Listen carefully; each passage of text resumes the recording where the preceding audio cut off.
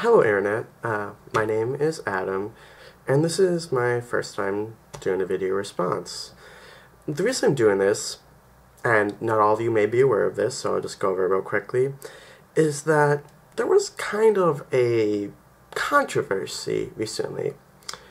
Well, you could call it a controversy, whereas I look at it as just homophobia wrapped up in very bad song parody. For those of you who may not be aware, at this year's Grammys, Macklemore and Ryan Lewis performed Same Love. Well, in response to this, extremely conservative Christians freaked out about this. You had AFA and people like Kirk Cameron saying this was the worst thing ever.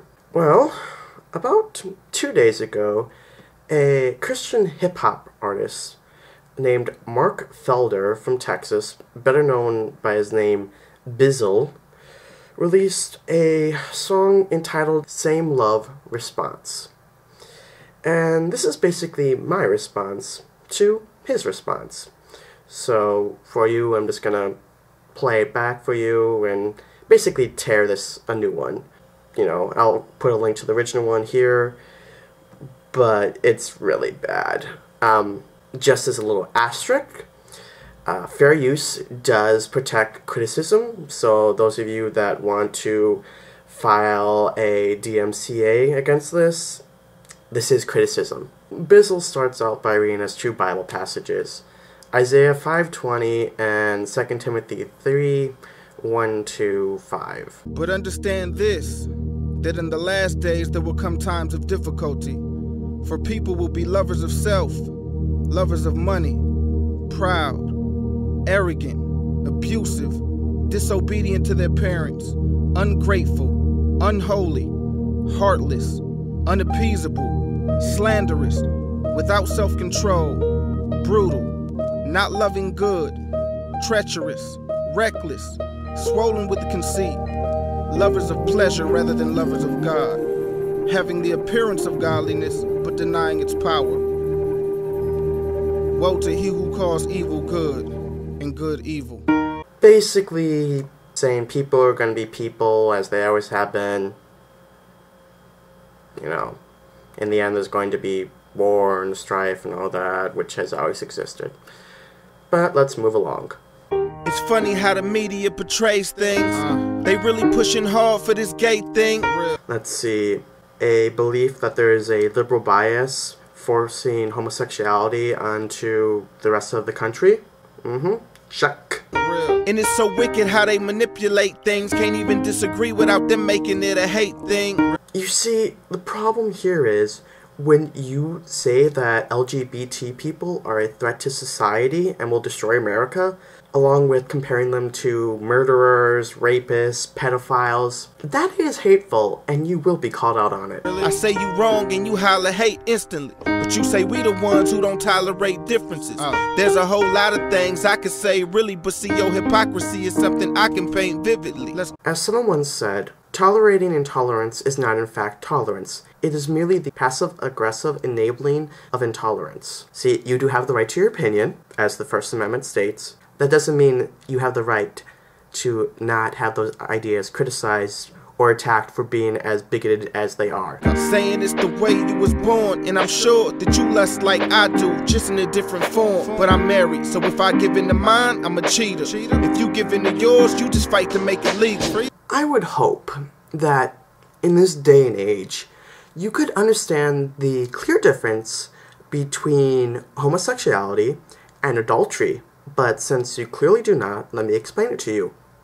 If you are married and you cheat on your spouse with another man or another woman, you actually hurt someone. Whereas a gay couple getting married does not affect you or hurt you in the least. You rather fight God than fight sin. The Bible is alright until it calls what you like sin. Here, let me explain three things to you. Number one, you would first have to prove that God exists to be able to state that gay people are fighting God and not sin. Secondly, you would actually have to prove the concept of sin and also be able to show that homosexuality is a sin. And thirdly, you're argument really doesn't work for atheists. And I know not all gay people are atheists, but, if they don't accept the Bible at all, your argument really doesn't hold any water. And anyway, what you're describing is cherry picking, and most people of any religious faith cherry pick what bits and parts they like and don't like and discard. And I feel so disrespected that you were so desperate you would compare your sexual habits to my skin. What? Calling it the new black? Tell me where they do that. They hung us like tree ornaments. Where were you at? You want to know where the gay people were at? They were the ones that were being also harassed by the police, shunned by their families, persecuted also by the federal government. They were forced, to undergo medical castrations at times, electric shock therapy, all those wonderful things. They burned us for entertainment. You go through that? Moms raped in front of their kids while they shoot dad. Ever been murdered just for trying to learn how to read, bro? No? Show of hands? I ain't think so. So quit comparing the two, it ain't the same fight. You can play straight, we can never play white. Immutable characteristics. You are what you are, and you cannot be discriminated against in this country for what you are. That's the similarity, that's the closeness. All of us who oppose discrimination and support equal rights should stand together to resist every attempt to restrict civil rights in this country. Another reason for joining together in coalitions is that we share common adversaries. The church burners and the gay bashers drink from the same poisonous well of hatred and male violence.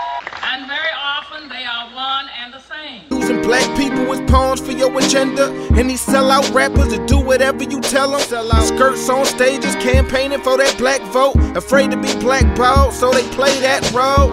If I understand you correctly, you are actually arguing in your song that being, okay with homosexuality means that you're not acting black? That road, you were never oppressed. The devil was a liar. The only thing oppressed was your sexual desire. That's You, sir, are the liar. Either you're ill-informed about the history of LGBT people in the world, or you're straight up lying. The devil really doesn't matter to this. The devil did not come up to LGBT people and say, I'm going to get the world to believe that you were oppressed at one point, even though there is no evidence of this.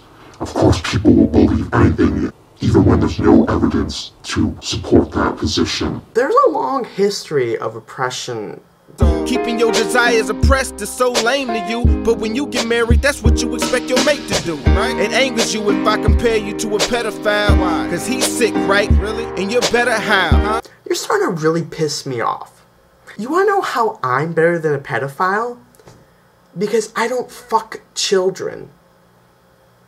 I don't molest children.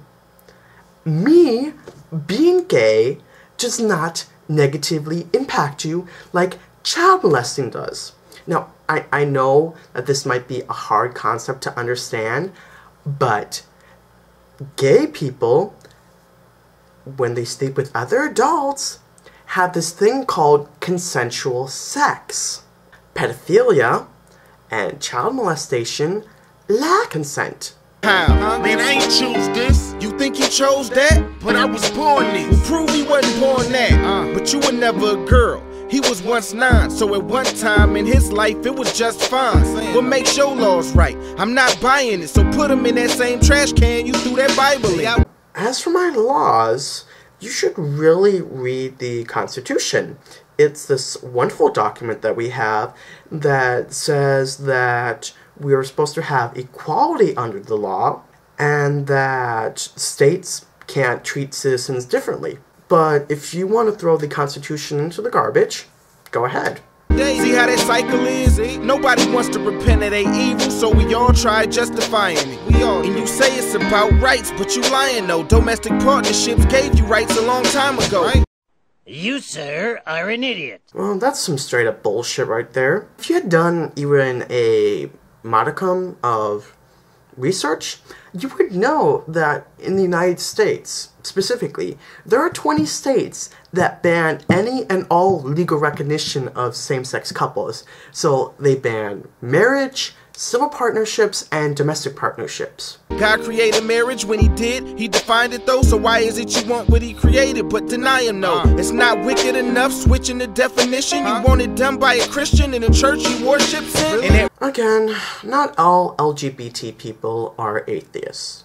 There are plenty of members of the LGBT community that believe in a deity of some kind. God did not invent marriage.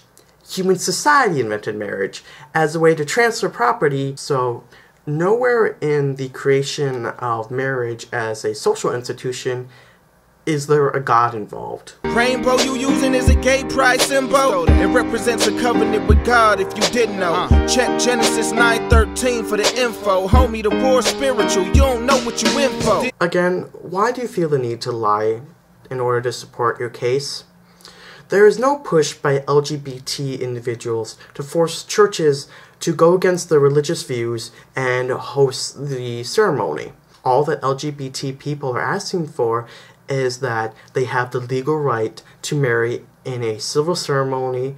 I think it's fair to say that most people know that the myth, the rainbow, is a covenant between God telling the people of the world that he's never gonna wipe them out with a flood. Which, if you think about it, is not a very good promise when you're all-powerful and you could, wipe people out with bunnies if you really wanted to. But I digress.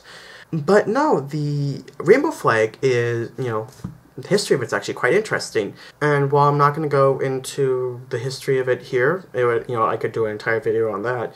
The colors of the flag actually have specific meanings by the guy that created it. Like most flags, symbolism is quite common. But to give you a brief summary, red is life, orange is healing, yellow is sunlight, green is nature, blue is serenity/harmony, and purple is spirit. And, just because you think that God created the rainbow does not mean that other people can't use it, especially in a very positive way that this was done. I ain't saying your sin's worse, but it is sin, though. Yeah. The Lord took the punishment for it all on him, though. We just gotta repent, though. The problem is, if you don't call it sin, then you walk as if there's nothing to repent for. So, your issue is people are not accepting your idea of sin and applying this to LGBT people who have done nothing wrong besides the fact that they exist and they love someone of the same gender. And, this is a problem. Why?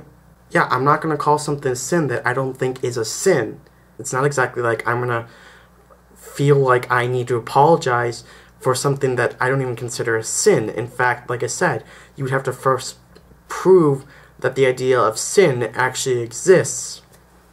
Well, not the idea of sin exists, but sin as a concept actually exists. Let's recap. We all wicked and desire sin, but imagine a world where no one kept their desires in. If something was called right simply because we desired it, when your right goes against my right, who's right or win? A hypothetical world where people don't hold back, have no inhibitions, and do whatever they want would legitimately be bad. But thankfully, there's this thing called evolution and other agencies of society that prevent us under your hypothesis, and this is the same argument, well, if God doesn't exist, then, what's to prevent someone from doing anything wrong? How about common decency? I don't kill someone just because, it's illegal. That says more about you if you feel that we simply behave because we're, have God telling us what's right and wrong, that your morality system is just not very well founded. For being born away, I should never see y'all ever use a word like retard to describe someone who was born a little differently than we are. I guess Down syndrome really isn't a thing, y'all. What do we call your syndrome? Oh, that term is offensive now when it hits home.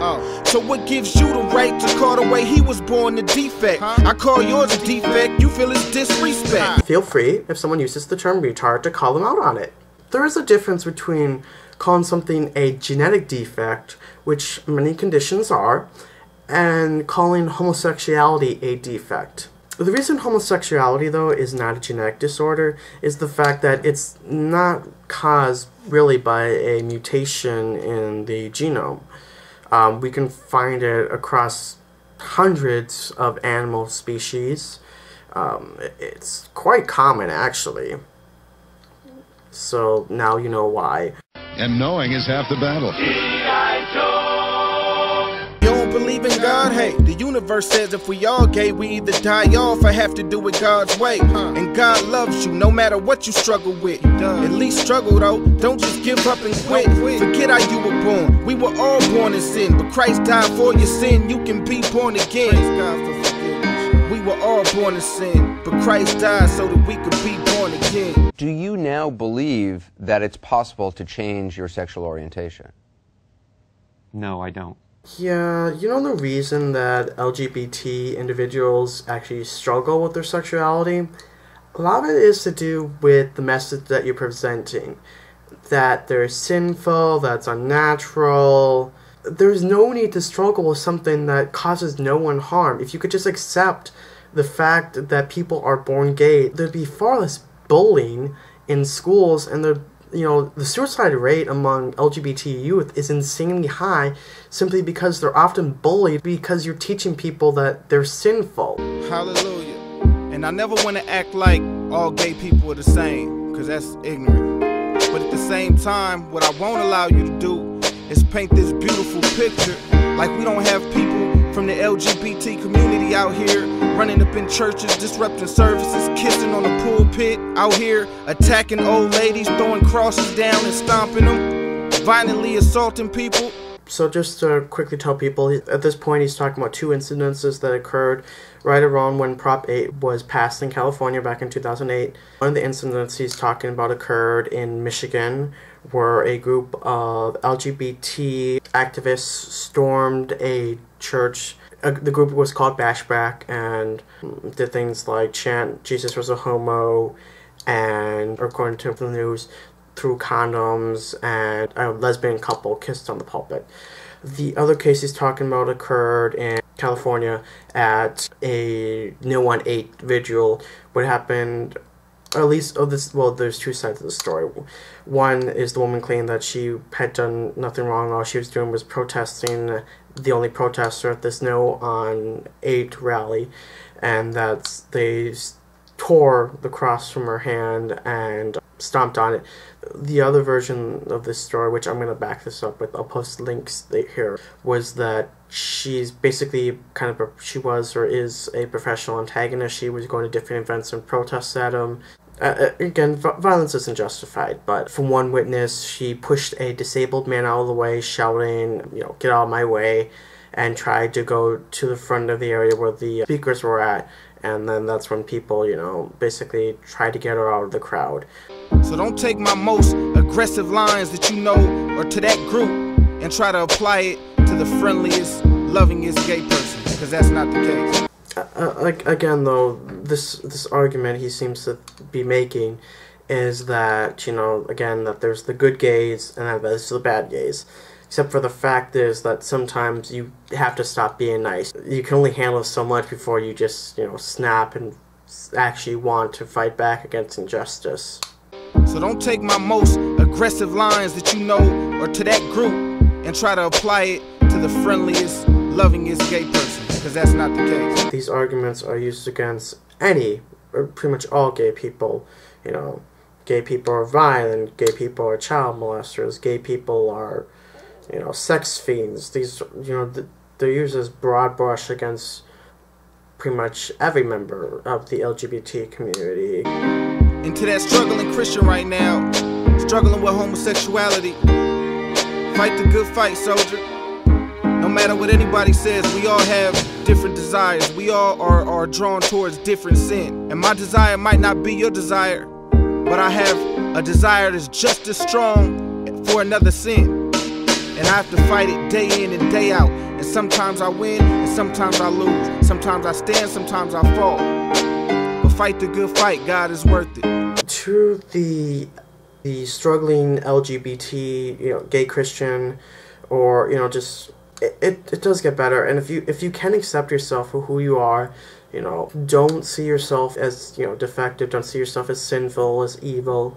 You know, if you can come to terms with who you truly are, it does greatly help. I mean, just to say, when you try to change who you are, who you're attracted to, it just doesn't work. Gay conversion, gay aversion, or gay conversion therapy, it just doesn't work. Sorry to tell you, but and it can leave quite a bit of psychological scars due to that.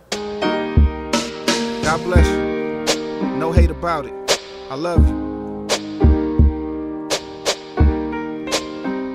So this is basically how you can summarize this parody. 1, if you support LGBT people, you're not acting black. 2, being gay is sinful, you know, quite common. 3, being gay is the same as being a pedophile or an adulterer. And lastly, there are the good gays and then there are the bad gays. Now, you know, I could make this go on for a lot longer. I'm just gonna kind of end it here. You know, I don't expect really to get much views or anything like this. I just wanted to get my opinion out about this, you know, what I see as a very homophobic and not very well done, frankly, statement. But I'm just going to end here, and since, you know, thanks for watching. I know this wasn't the greatest quality. So probably going to have some issues when I edit it, but thanks, and, you know. And I can't change, even if I tried, even if I wanted to.